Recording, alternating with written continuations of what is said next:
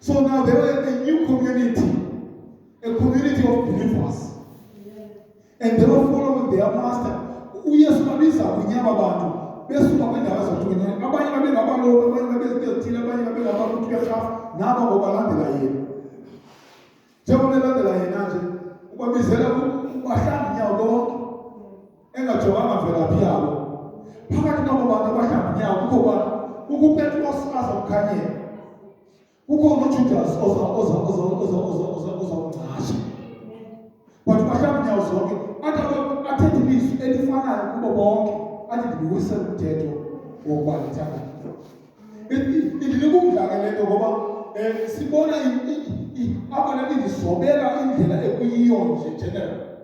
Ukuthi phakathi kwabantu ababizwe kunye kuyakwazi ukuvela abantu abacatshayo. Kuyakwazi ukuvela abantu abakhanyelayo. Kuyakwazi ukuvela